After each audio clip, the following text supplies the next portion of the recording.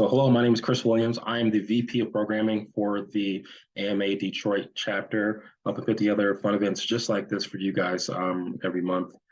Happy you guys were able to join us this afternoon. We have a great webinar for you all. Before we get started, just to kind of give you a little bit of insight on AMA, the Detroit chapter of AMA is actually the oldest chapter of the American Marketing Association, helping people in the local and Metro Detroit areas kind of connect and better develop their own marketing skills with things like this webinar, networking, and so on. If you guys aren't familiar with AMA, I highly encourage you guys to check out our website, amadetroit.org. It's going to give you information on more of our events. It's going to be information on volunteering if you're interested in that, but also you can find a lot of the information on the resources that come along with being a member of AMA, and specifically AMA Detroit. Again, the website is amadetroit.org. Please feel free to check that out. But today we have a very, very fun webinar for you guys. So there's a lot of information on privacy. I know a lot of people talk about privacy and as it pertains to AI. So I'm personally really excited about this webinar. We have Rose Tentrapal. Did I pronounce that correctly? Thank you. Rose is an adjunct instructor at Michigan State University. I believe you teach a grad level course there in the fall in the Advertising, Communications, Art and Science department. You're also the CEO of your own marketing, communications, public relations agency based on storytelling and branding, Moonsail. You're also on the board on a number of committee of on a number of other diversity inclusion organizations. So again, no one more fit to talk about this topic of privacy. So without that, Rose, I'm going to hand it right over to you. It's all yours. Thank you so much. I just wanted to say thank you to AMA Detroit for this invitation to speak today. And I'm going to jump right into sharing my screen. If everyone's seeing full screen, I'm just going to go right ahead. We have a lot to talk about today, and I do want to hear what those of you who are joining this conversation have to say as well. So I want to make sure that we leave time for that. Thank you so much, Chris, for that wonderful introduction. Yes, I co-founded and run Moonsail North. I'm also adjunct instructor at Michigan State. And one thing I want to say about that is it is a graduate level course. And every fall, I tell everyone that the universe co-teaches it with me. And what I mean by that is every fall, the universe serves up on a platter these amazing ethical dilemmas. They're always fresh, they're always new, and they're always really interesting. And I cannot wait for the semester to start this fall, because what we are all here going to talk about today will be a good chunk of what we will be tackling in the fall when that grad class starts again. So working with the universe here. I'm also a yoga enthusiast. It helps me deal with the stress of the deadlines from this part of my life. So if any of you are yoga enthusiasts, I'd love to chat with you about that. So what we're here to talk about today is how we in industry can tap resources that we already have at our disposal to deal with daily ethical questions, right? Those of us who are working day in and day out, those of us for whom school is long done, we don't have that luxury of spending a semester thinking and really reflecting and diving into ethical questions. We are asked to make these ethical questions and find solutions to them each and every day. And that's a challenge, but it's also a really fun, actually, challenge. And we have this great community. Even those of us on the call here today can serve as resources for each other. So we're going to jump right into ethical ABCs of generative AI. And I would argue, this is my argument, I'd love to hear what you think, that right now you can feel the excitement in marketing, in advertising, in public relations when it comes to the possibilities around AI, right? From a creative point of view, the possibilities are literally endless. Commencement speeches were written by generative AI this past May and June when commencements took place. The Museum of Modern Art in New York City created an entire installation of its own previous work using generative AI. I mean, just in the short amount of time since this became part of our daily vocabulary, we've had these really interesting new projects come out, and it's exciting. We all want to run with it. We are marketers. We are used to getting inspired by the world around us and thinking about how we can harness that, right, to achieve goals. So what more beautiful thing to do that with than this literally transformative technology? I'm here to argue that as exciting as that is, what we've got to balance it against are really not fun questions. The questions are a lot heavier. They're kind of heady questions. They're just not as exciting questions, to be honest, but they're important ones to ask. And those deal a lot with intellectual property and also questions around bias. So we'll tackle that today. So to level set on terminology, just briefly, I'd like to just make one comment to say that for the purposes of this conversation, when we're talking about generative AI, we are talking about algorithms and platforms that can create new content. We've been talking about AI for years and years now, right? There's different levels of AI, different levels of machine learning. For the purposes of our conversation today, we're talking about that specific piece of AI generating new content. And I don't know what your inbox looks like, but I feel like every single day, these are the kinds of headlines that I'm served up in my inbox. This is not because sometimes I feel like, we are inundated with shiny new things and headlines that are just trying to tap into a trend. Generative AI is different. It is transformative. And I have not seen dissent on that yet. The one thing everyone can agree on when it comes to generative AI is it is not a shiny new object. It's not something that's going to go away quickly. It's not a quick trend that's going to ebb and flow. It is here to stay, and we need to start grappling with these questions now. Even if our individual organizations here may not yet be in an industry where we have to be grappling with it today, it will come sooner rather than later. So what I wanted to share today are some great reflections from thought leaders in this space, and it will give us all here in this conversation a chance to reflect ourselves and share our insights as well.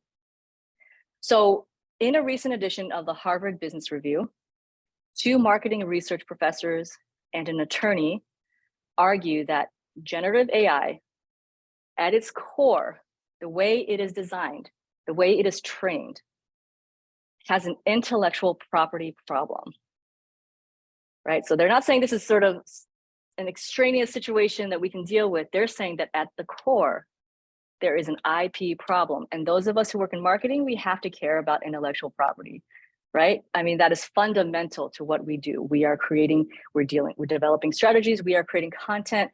We are in the space that absolutely centers on intellectual property. So the thing with generative AI is here, as the article points out, it looks like magic. It may seem like magic. It's actually built based on data lakes. And that's where the challenges come in. So generative AI doesn't just make stuff up out of nowhere.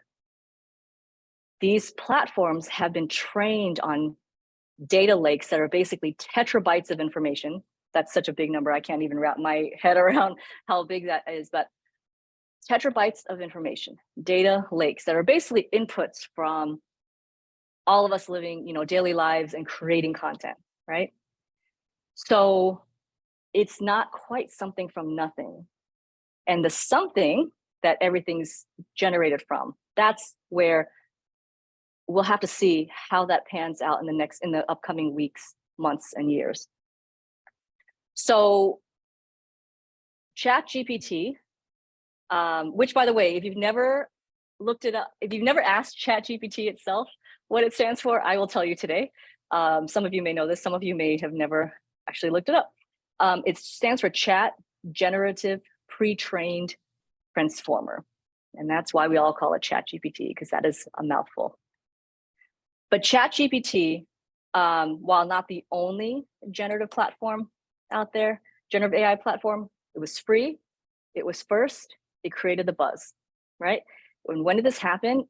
Not that long ago, November 2022. But to give you a sense of how quickly things have already happened, there have already been a number of lawsuits filed that can make a huge difference for what each of us here in this conversation may have to grapple with in years to come, right? So for example, so remember ChatGPT comes out in November 2022. By the end of 2022, there was already a lawsuit put forth by 3 artists who argued that ChatGPT and other platforms as well had not had the rights to use these artists' original works to train AI on their styles, right? Fast forward to this year, and Getty, many of you may be familiar with Getty, you may use those images for collateral, for campaigns. Getty filed a lawsuit against the creators of Stable Diffusion, which is another generative AI platform, alleging improper use of its photos, right? So Christian later in this conversation will share links for all of these great resources that I'm talking about here today. But I do want to point out that the authors basically explain that the outcome of these cases is expected to hinge on the interpretation of fair use doctrine. And whether or not you and your organizations talk about fair use doctrine per se, you have those conversations every now and then, right? As to whether or not you can use so-and-so or something else, right? Can I use X, Y, or Z?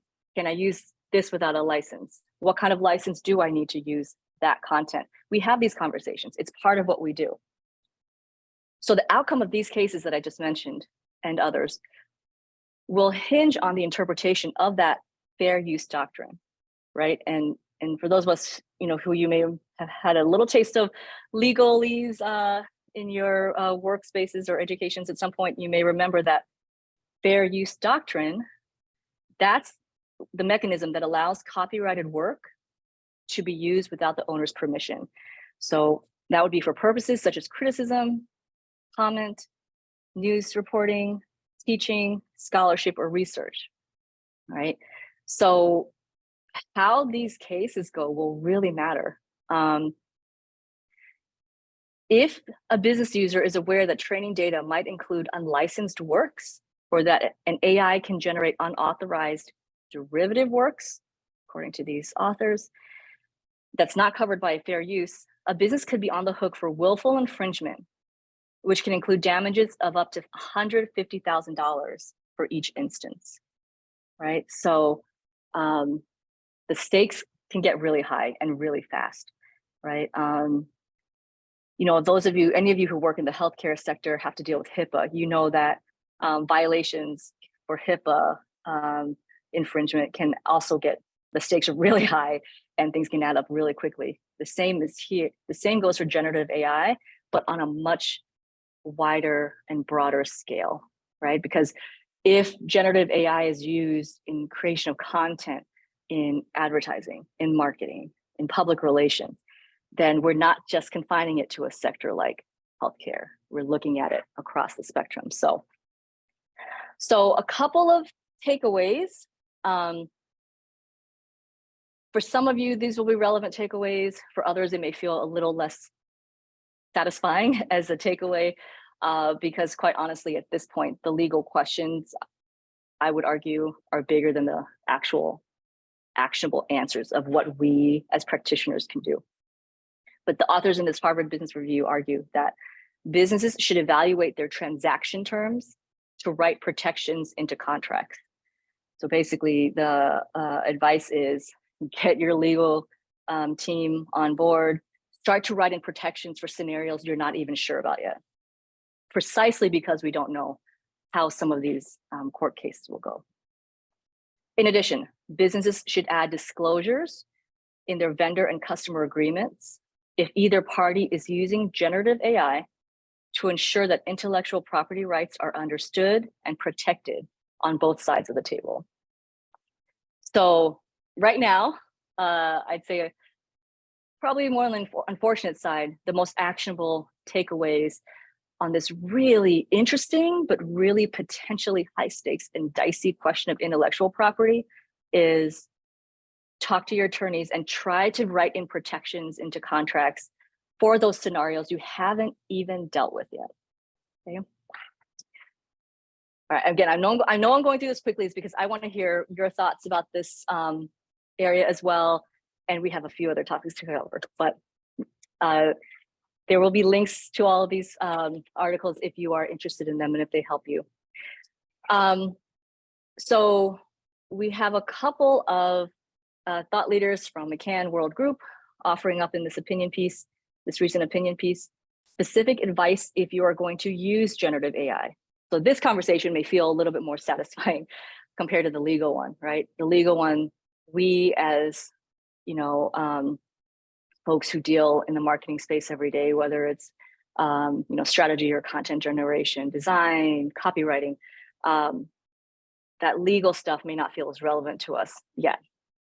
But we have some really, I think, very reflective and very astute advice from these two McCann World Group leaders. One is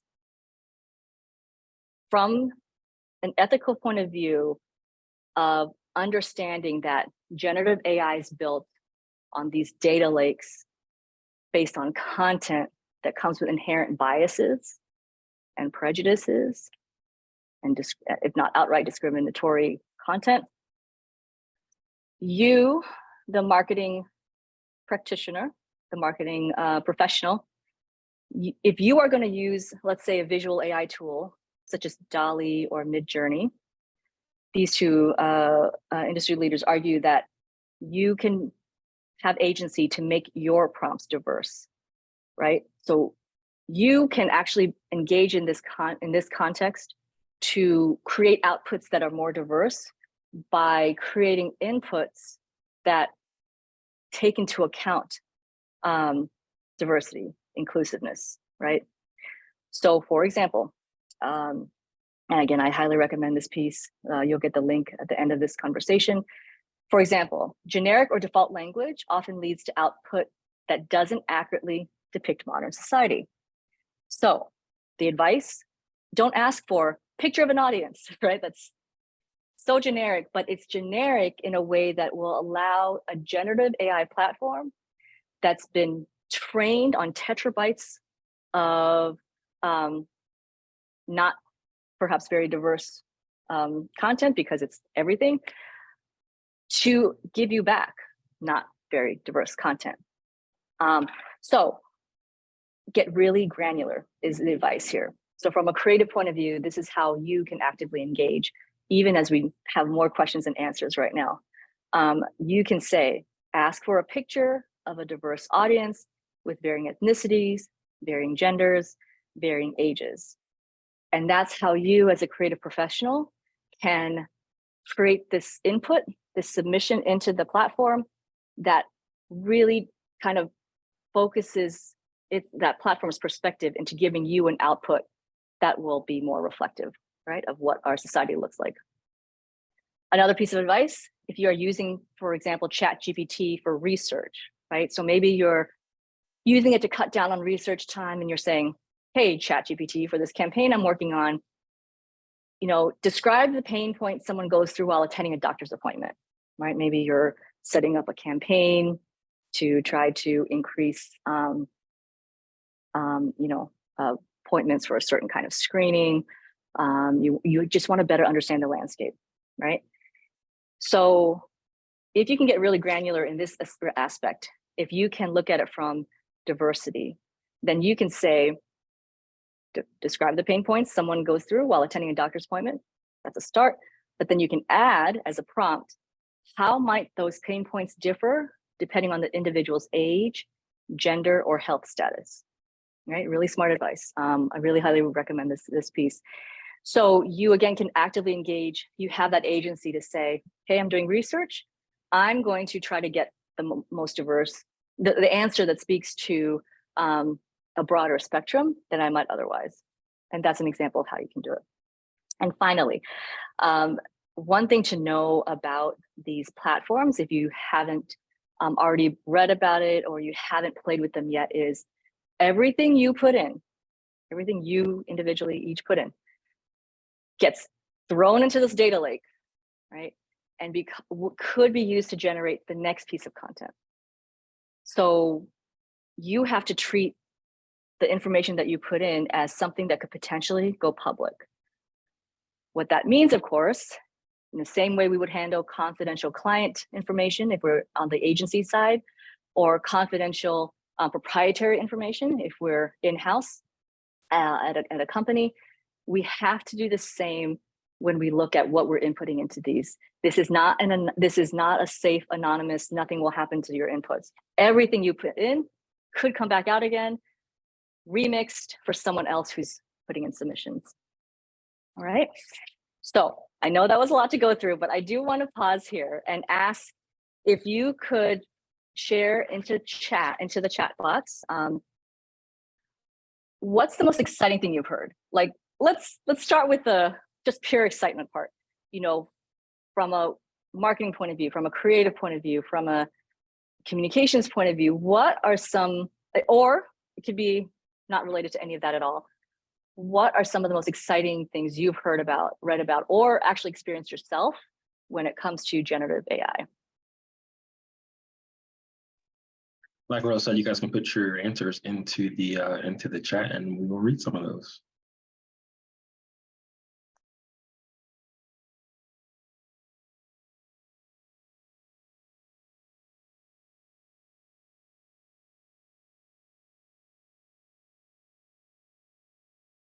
And I know that's a hard lunchtime question, but just to try to tap anything you've kind of just like maybe even partially heard about, read a headline about. I'll start. So we actually had an event here in Detroit locally, and Nick Matara had discussed AI, and he talked about a man who used AI to create a book, wrote the book, and I believe somehow the images are, created the images as well. And he sold that book online and sold thousands of copies of it. Wow. So that I had kind of heard about like people doing that, but I didn't know that was like a full-on thing. But apparently that's become he's kind of become like the poster boy of like, wait, what is allowed and not allowed? To think that someone could do that, just, hey, let me just kind of think of this idea, and it's nothing, necessarily original to me.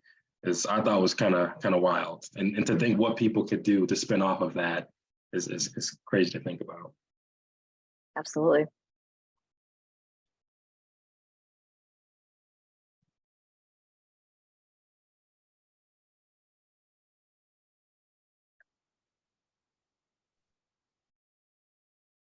So the chat is enabled now, so you guys should be able to put some responses in.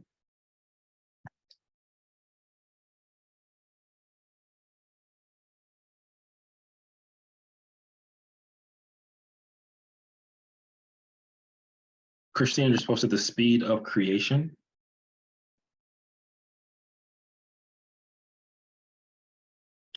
We have someone who said that the use of Photoshop's new generative AI tool. I actually haven't had a chance to use it. I don't know if you've had a chance to see that, Rose, but I've seen some videos on it, and it looks pretty wild what people can kind of do.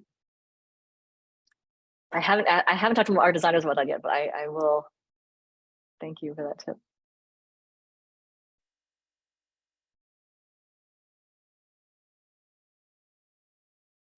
Nick says it's been great to use as a content starter or for inspiration.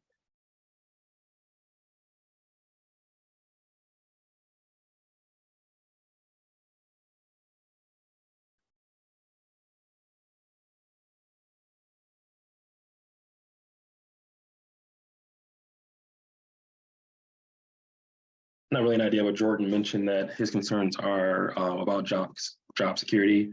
What does the introduction of AI mean for the future of marketers? Jordan, that's a great question. I think we're all trying to figure that out as we go.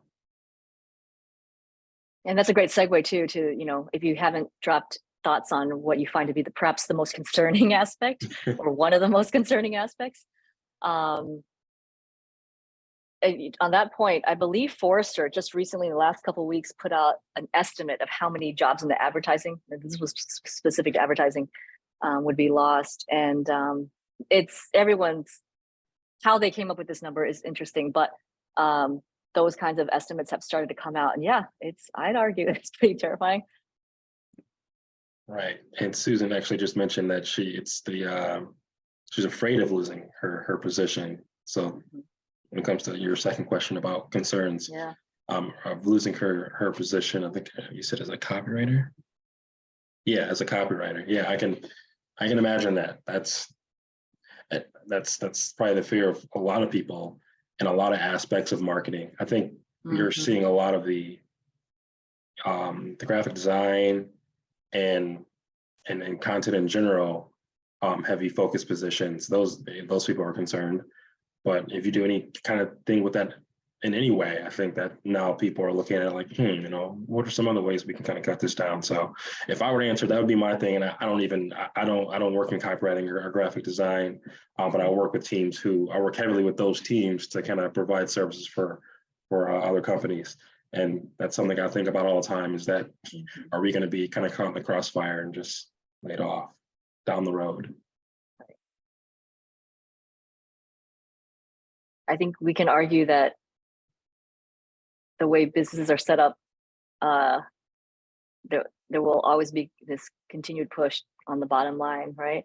So yeah, I mean, if generative AI brings a cost-cutting measure, I think it would be, we'd be burying our heads in the sand if we don't think that that's a question we have to ask. Right. Sure. Carrie says, I think the risk of AI is that everything will become the same. You need a human touch to finesse AI. That's an interesting point. My father-in-law is really into classic cars, and he cannot stand cars these days because he thinks they all look the same. So that's interesting. He loves those days in the 60s and 70s of those kinds of cars. And in his mind, everything just is kind of like vanilla today. So that's a really interesting point. Yeah.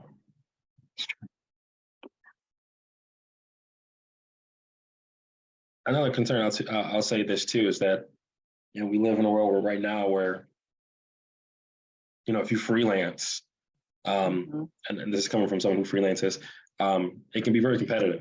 And I know at times, I'm sure you can say this for anything, but at times when it comes to freelancing for any level of digital marketing, someone is always saying, hey, look, I can get this for a cheaper price. I can get this for a cheaper price.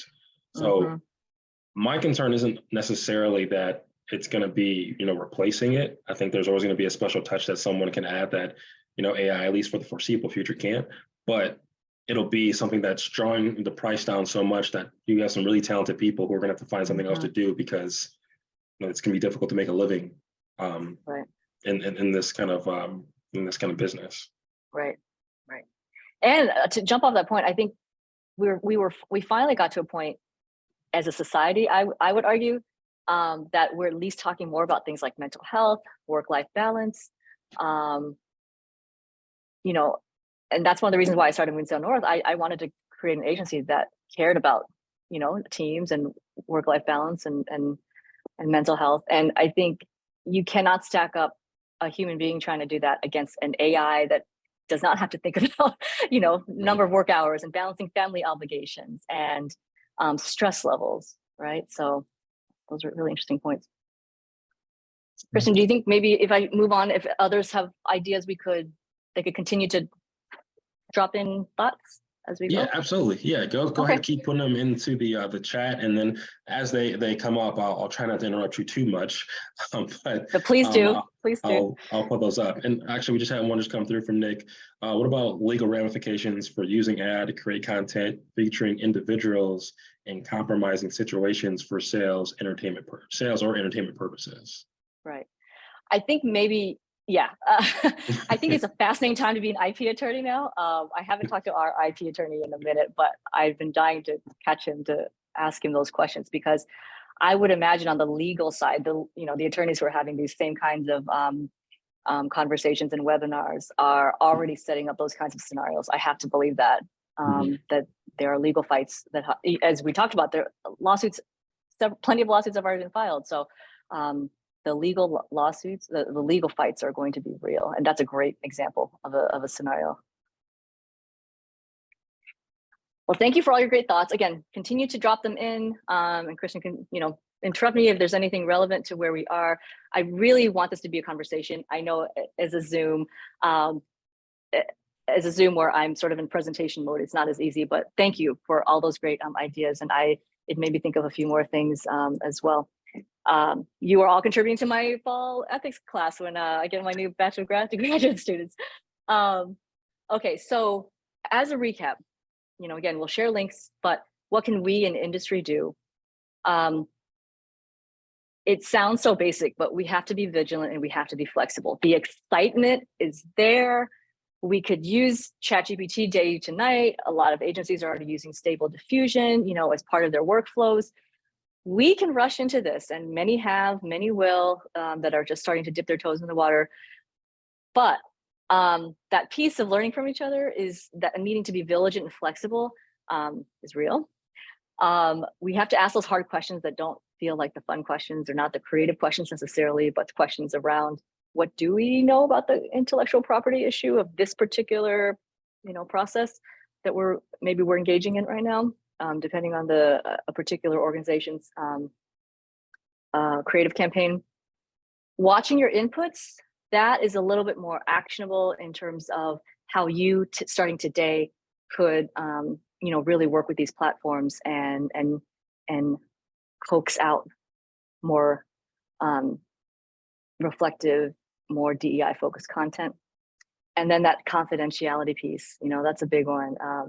Do not assume that what you put in, it's like what happens in Vegas stays in Vegas. What you put in there will be seen by a lot of other people, right? So we need to just keep that in mind, even as we're balancing out that excitement of the creative piece. All right, so for the second half of our conversation, I'm gonna go through these quickly. So we will have spent the majority of our time together today talking about generative AI. It is the newest, and arguably because it's not, like I said, a shiny new object. It is here, it is real, it will transform societies. It's already starting to be honest. So I did want to spend the majority of our time talking here today about that. I don't want to give short shrift to these other topics that I'm bringing up. So I would love for you to think of these as more like appetizers versus a full meal. And we could talk about any one of these aspects for the entire hour, for an entire semester, you name it. There's no shortage of how much you can go in depth in these topics. But just as a sampler, a tasting, an appetizer, a buffet, you can pick your own favorite. I'm always thinking about food. I was born in New Orleans. I'm a foodie and I'm always thinking about food. So you can think of your favorite analogy, but one thing that's going to stay with us from a marketing point of view is marketing and advertising and public relations all, have to grapple with transparency. How transparent do we need to be? What do we owe it to, consumers, right? Those who are seeing ads, those who are scrolling through Instagram, those who are watching TikToks. So it's not as sexy a conversation, right? It's definitely not the sexy creative side of marketing, but it is a necessary question. And so some of you may remember this headline from last fall. The US Securities and Exchange Commission, basically, for all intents and purposes, everyone believed that the SEC went after Kim Kardashian to make an example of her, because who doesn't know Kim Kardashian, right? I mean, you could have been under a rock for the last 5 years, you still probably know Kim Kardashian. So SEC charged Kim Kardashian for unlawfully touting crypto, right? And not disclosing the financial benefit that she was gaining from it. Now, in this case, because it had to deal with crypto, this was an SEC violation. Those of you who deal with influencers for various campaigns probably, have had long conversations internally, long planning conversations around what FTC guidelines you have to follow, right? What Federal Trade Commission guidelines. There's a whole guide that the FTC puts out for the types of disclosures influencers should have. Do influencers always put those disclosures up? Absolutely not. Are some of the disclosures kind of interesting in that they're so buried that they probably aren't even seen, probably, right? So these are areas in which, will most people get away with not disclosing how they're gaining financially from a recommendation? I mean, the FTC as an agency is so, it has a relatively small staff compared to the number of cases it could go after. So you could probably, I would argue, if you were a betting kind of person, the odds would probably be in your favor that you could slide on, even a large number of posts getting by. But when the SEC or when the FTC has a case where they feel like they could make a big media splash out of it, they could remind people that they are still around, the regulations are still around, and they want to, go after a case, they can do it. In this case, I think this was a news story for a day and a half at most, given Kim Kardashian's wealth portfolio. Doubt the the fines levied on her were not going to really they would be a drop in the bucket for her. But as marketers, we can argue that how do we want our brands to engage, and what values do we stand for, right? So we can make that case that the onus is on us to make sure that these rules are being followed. So what can we in industry do? And again, if you already grapple with this, or if you already had conversations on this, feel free to drop thoughts into chat or the Q&A function. But it may feel like a pain. It's not the fun side of creative work, but playing by the rules. There are very specific SEC rules depending on what industry you're in, and there are very specific FTC rules that are surrounding that specific question of influencers, right? And what they're touting. Using available resources, depending on the platforms you may be using to manage influencers, that platform should be preloaded with, contractual reminders and, kind of accountability reminders for you to make sure that, you are checking, that your marketing team is checking on those influencers, checking their posts, making sure those disclosures happen. And then be vigilant in the sense that we can probably get away with a lot, right? Let's be honest, technology is moving faster than regulations. But that accountability would come from within your organization in this case, right? The SEC, if you're dealing with let's take the example of a micro influencer. The right thing to do would still be to play by the rules. Will a micro influencer who doesn't disclose a financial payment get caught by the FTC, or depending if they're dealing with crypto, the SEC? I mean, the odds are against it, right? So the vigilance really is among us here as an industry to say, we stand by, we understand the backing for this. It puts consumers first, and we as marketers care about, those values in terms of what consumers deserve. The onus is on us, right, to make sure that that compliance happens. All right, so I want to close out today talking about DEI forward practices. And again, I just can't emphasize enough that we could have spent the entire time talking about this. And I do hope that it plants seeds for future conversations, that you might have within your organizations or with others in the industry or other colleagues here. And I'm bringing this up. We are not HR.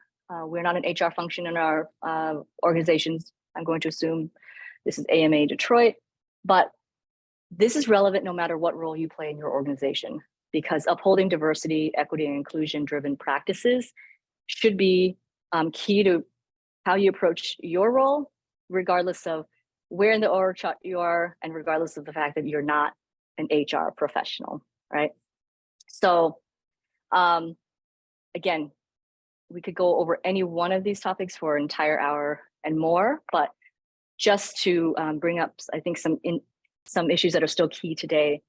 As an industry, we need to hold ourselves accountable for commitments that have been made, right? So in 2020, following the murder of George Floyd, you will all remember that companies were quick to make commitments. Some were related to funds, some were related to practices, and there is no shortage of articles and reviews of commitments versus actions that will show you that there's been a stepping back, there's been a walking back, there's been lack of commitments to those, the lack of execution on those commitments.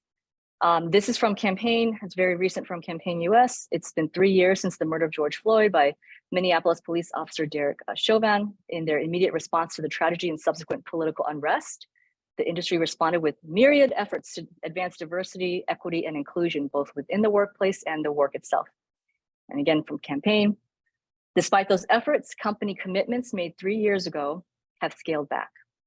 Companies have sunset diversity initiatives, like actually just sunsetted them, saying that they're almost done, and eliminated roles dedicated to progressing DEI in order to focus those efforts elsewhere. So that is, again, no matter where we are in our org charts, we can be good stewards of asking for accountability, if it's within our organization or if we're leaders within the industry as a whole, putting out those opinion pieces, using our voices to call on the industry to re-up on those commitments. Great question came up when I was developing this that I wanted to share here today. And that is, when thinking about diversity and when putting together, maybe the situation where a team is putting together a campaign or doing research to put together a campaign, and you have diversity on your team and you want to leverage it to inform that campaign, as an example. How can you do that in a way that respects, the team members who are involved? And again, this is another question where I'd love to hear your thoughts if you've grappled with this in your organizations, or if you've heard of others in other organizations who've grappled with this. But it's a longer conversation, but generally speaking, we always want to come from the place of authenticity, and we always want to come from the place of not asking our diverse team members to carry, in addition to everything else they're carrying, to carry that burden of educating the organization, whether it's a company or an agency. We cannot approach leveraging diversity of lived experiences with, we have to be very mindful that we have to balance trying to leverage diversity of lived experiences within our organizations with an authentic approach in a way that honors how that particular employee or staffer or volunteer, depending on your organization, wants to approach that. You may have a staffer who's like, I love the idea of this research, want to sit down with the creative team and do some run through some key considerations and kind of work with the creative team. You may have a staffer who says, I want nothing to do with this. Please don't ask me to be part of this. It's not on me to educate the entire agency or the entire organization about how to make that campaign authentic. You have to do the work first, right? Both of those and everything in between are valid ways to look at it. And we just have to kind of be very cautious and careful and respectful that we cannot just assume everything that leverages diversity on our, among our team members or our staff or our networks is actually going to feel like authentic from the point of view of the BIPOC member, whether it's a professional or volunteer, if it's a nonprofit, would take that. So it's a larger conversation. There should never be a cookie cutter approach to that. And again, we could actually talk all week on this one. So, and I would love to hear any responses that you have, but just remembering that everything should be taken methodically and voices should be at the table from the planning stage and the asking stage and never imposed, right? All right, and then lastly, a few HR considerations. Again, no matter where you are in the org chart, these are situations you can be aware of and note. So how your organization finds talent. I know of a nonprofit, for example, who was looking to replace a CEO. Round one, using the normal channels, this nonprofit did not get the diverse universe of candidates that they had hoped for. What they could have done is gone with a candidate who did not bring diversity to that role, but diversity, equity, inclusion is key to the strategic goals of the organization, key to the values of the organization. So that nonprofit said, we're not going to try to water down our values. We're not going to skip that part of our strategic plan. We're going to start over. That nonprofit then invested in a headhunting agency to start a search so that it was a national search, included more than the networks of the folks in the firm, and included more than a straight up post through the usual channels, right? LinkedIn, Indeed, and so on. So we can all be voices for that in our organizations and in the industry in general. Reimbursements. I recently had a conversation about this with someone. I know a young staffer at an agency who was asked to pay the balance of an event on the event night. This person was working the event, was asked by the agency's leader to pay the balance on that event on her credit card. And that's probably an extreme case. I have not heard of that level of reimbursements. That I'm happy to say that's the one case I've heard of. But in the business world, it is common practice, right? To say, take a client out for lunch, or go pick up this one supply needed, this one thing needed for this event, put it on pay for it, and then the company will reimburse you. That's assuming a lot, right? It is assuming that, let's just take credit cards. It's assuming that the team member has a credit card. It's assuming that the team member has a credit card and there are sufficient funds. And then it's assuming that the team member even feels okay doing that, so there's just so many assumptions there. And even though it's a common business practice, I would encourage all of us to ask questions about what we're assuming, if that is how our company tends to operate. In addition, there have been, on the HR side, HR professionals have conversations like this, but we can all be voices for it because it affects the kinds of talent that our agencies and our companies can retain and can attract. There's also a lag time between an employee paying out that expense and getting reimbursed. And sometimes I've heard some of the underbelly stories of those who work on the accounting side and the bookkeeping side. And there are times when companies kind of take advantage of that, right? So, but this is not an HR seminar. So we'll go on to the last one. The last one is an example I have from myself.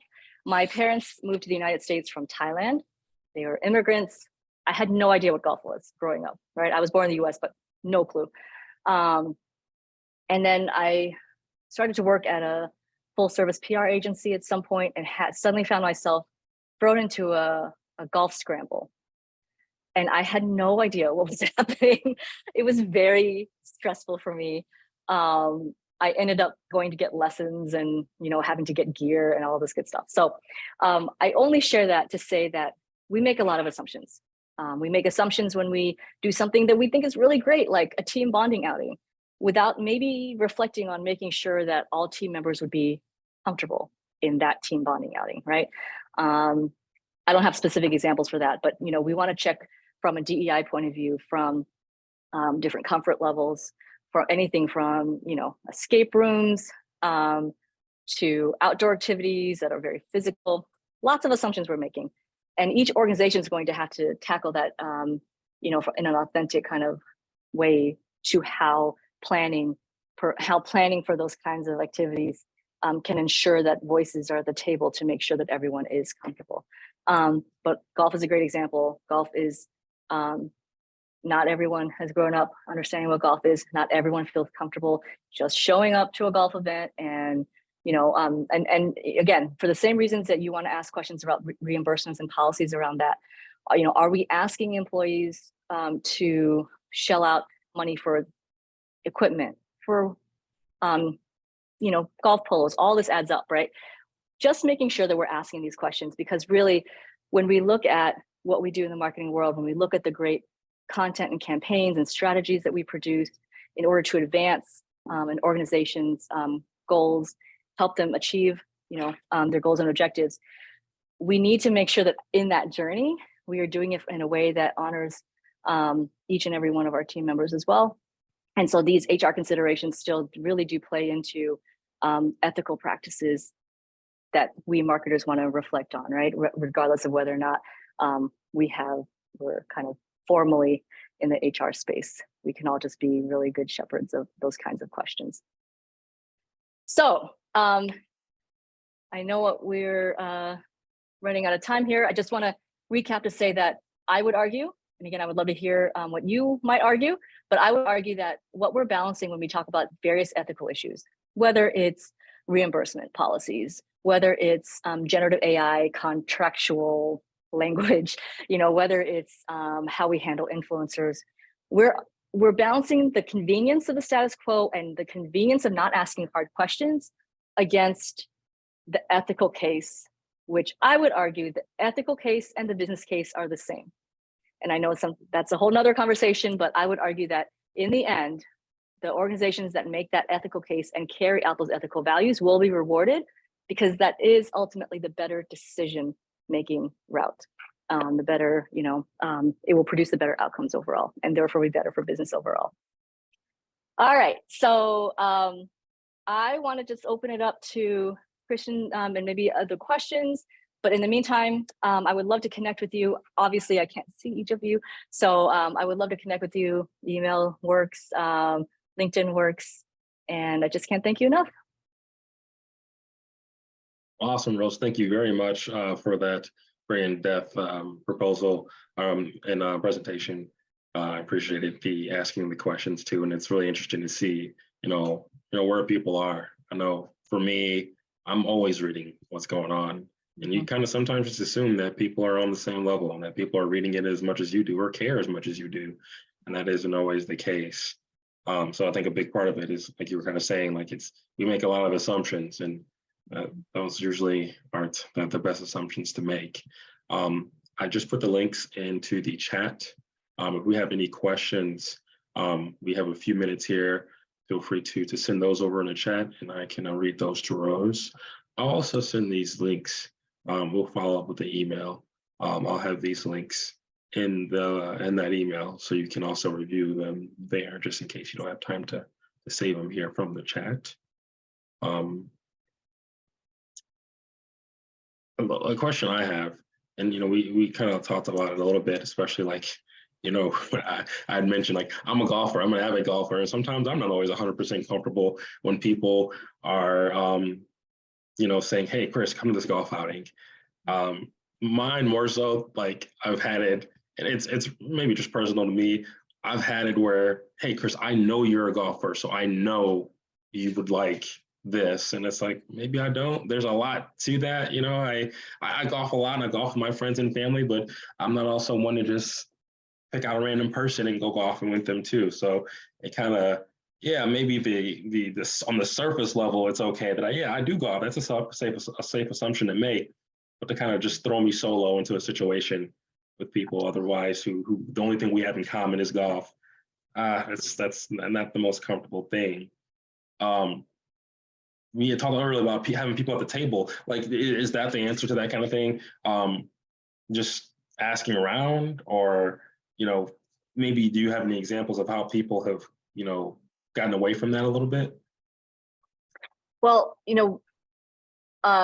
so one thing is to offer up and pay for the golf lessons, for example. If you are going, if it is a situation where team members will have to golf, the company can and should front things like a lesson for everyone, right? A group lesson for everyone. Yeah. The company can and should rent golf clubs and make that offer up proactively, so that it's not putting an employee who maybe doesn't have that clearance of funds to buy a set of clubs, which is not a cheap affair, as we know.